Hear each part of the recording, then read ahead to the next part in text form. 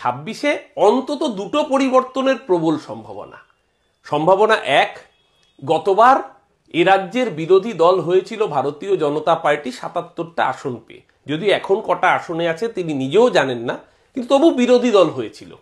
ছাব্বিশে বিরোধী দল হওয়ার মর্যাদাটুকুও জুটবে না, কারণ তারা ৩০ পেরোবে কিনা সেটা নিয়ে সন্দেহ দেখা দিচ্ছে।